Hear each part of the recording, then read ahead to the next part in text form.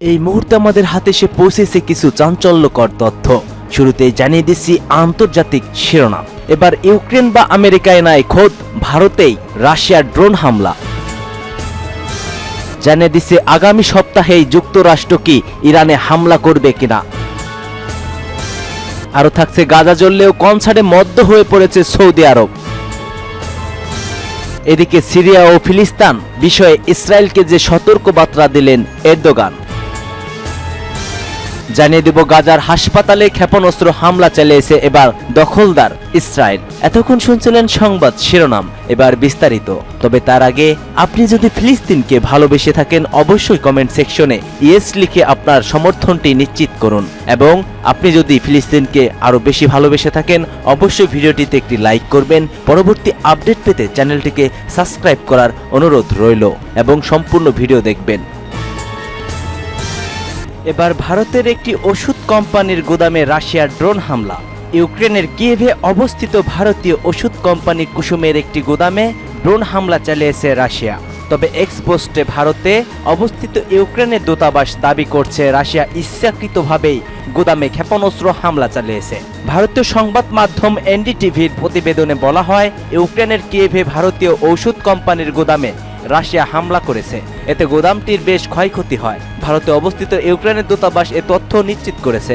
দেশটির দূতাবাস অভিযোগ করছে ইচ্ছাকৃতভাবে ইউক্রেনে ভারতীয় ব্যবসা প্রতিষ্ঠান লক্ষ্য করে হামলা চালিয়েছে রাশিয়া। ইউক্রেনের দূতাবাস এক্সপোস্টে লিখেছে, রাশিয়ার একটি ক্ষেপণাস্ত্র ইউক্রেনে ভারতীয় ওষুধ কোম্পানি কুসুমের গুদামে আঘাত হেনেছে। ভারতের সাথে বিশেষ বন্ধুত্ব দাবি করা সত্ত্বেও মস্কো ইচ্ছাকৃতভাবে ভারতীয় ব্যবসা লক্ষ্য করে হামলা চালালো। গুদামটিতে রাখা শিশু ও বয়স্কদের জন্য তৈরি ওষুধ শেষ হয়ে গেছে।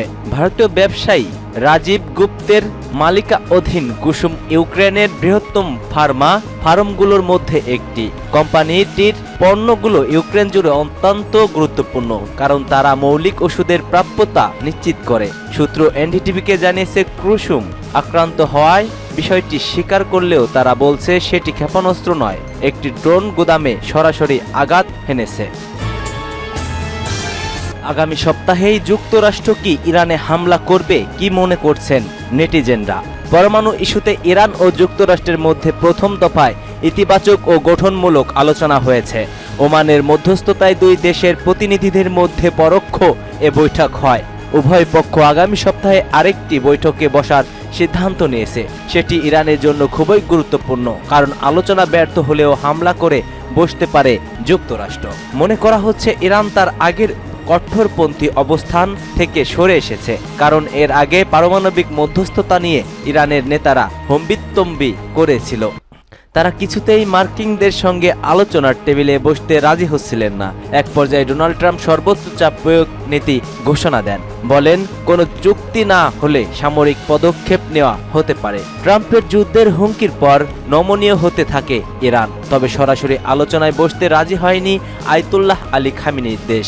এর বদলে ওমানের মধ্যস্থতায় পরোক্ষ বৈঠকে মিলিত হয় উভয় পক্ষ।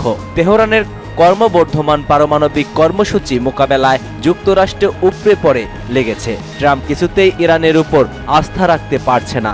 অপরদিকে ইরানকে দমাতে মার্কিন মদতকে সামরিক পদক্ষেপের সুযোগ খুঁজছে ইসরায়েল। বৈঠক শেষে ইরানের পররাষ্ট্রমন্ত্রী আব্বাস আরাকচি বলছেন, আমি মনে করি আমরা আলোচনার জন্য একটি ভিত্তির খুবই কাছাকাছি পৌঁছে গেছি, এবং যদি আমরা আগামী সপ্তাহে এই ভিত্তিটি শেষ করতে পারি তাহলে আমরা অনেক দূর এগিয়ে যাব। এর উপর ভিত্তি করে প্রকৃত আলোচনা শুরু করতে সক্ষম হব।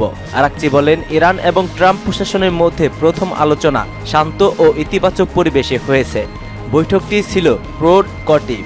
এ সময় 2017-2021 সালে ইরান যুক্তরাষ্ট্র আলোচনার প্রসঙ্গত উঠে আসে। উভয় পক্ষই আলোচনা চালিয়ে যেতে সম্মত হয়েছে। সম্ভবত আগামী শনিবার আমরা আবার বসতে চলছি বলে জানিয়েছে আরাকচি। গাজা জ্বললেও কনসার্টে মদ্য হয়ে পড়েছে সৌদি আরব। মধ্যপ্রাচ্যের আকাশে যখন গর্জে ওঠে যুদ্ধবিমান, ফিলিস্তিনের অবরুদ্ধ গাজায় যখন শিশুরা ভাঙাচোরা বসতির পাশ দিয়ে হেঁটে বেড়ায়, তখন সৌদি আরবের ঐতিহাসিক শহর আল উলায় চলছে ডিজে পার্টি ও আলোক উৎসব। গাজার এই পরিবেশ, এই প্রেক্ষাপটে সৌদির এই বিলাসিতা ও উদযাপন বিশ্বজুড়ে সমালোচনার জন্ম দিয়েছে। গাজার ভিতরে চলছে ইতিহাসের অন্যতম ভয়াবহ গণহত্যা। হাসপাতাল, স্কুল, সাংবাদিক কেন্দ্র কোনো কিছুই রক্ষা পাচ্ছে না নেতানিয়াহুর এই ইসরায়েলি হামলা থেকে। জাতিসংঘ, বিভিন্ন মানব অধিকার সংস্থা এই পরিস্থিতিকে মানবিক বিপর্যয় হিসেবে উল্লেখ করেছে। এরই মধ্যে স্থানীয় সময় পবিত্র মদিনা শহরের খুব কাছাকাছি আল উলায় অনুষ্ঠিত হয় একটি বড় আকারের কনসার্ট। খবর মিডল ইস্ট মনিটর। সৌদি সরকারের ব্যবস্থাপনায় এলিফ্যান্ট রক, জাবাল আল ফিল এলাকায় এ উৎসবের অংশ নেন দেশি বিদেশি পর্যটক, তরুণ তরুণী ও বিশিষ্ট ব্যক্তি। পশ্চিমা সঙ্গীত, ডিজে পার্টি, আধুনিক পোশাকে নারী পুরুষের মেলামেশা এবং পানাহার ছিল উৎসবের মূল আকর্ষণ। এই আয়োজনের ছবি ও ভিডিও ছড়িয়ে পড়তে দেখা যায় সামাজিক যোগাযোগ মাধ্যমে এবং সৃষ্টি হয় বিতর্ক। মধ্যপ্রাচ্যের যুদ্ধ বিধ্বংস বাস্তবতায় সৌদি আরবের এমন আয়োজনকে অনেকে নিষ্ঠুরতা ও অবিবেচকের আচরণ হিসেবেই আখ্যায়িত করেছেন।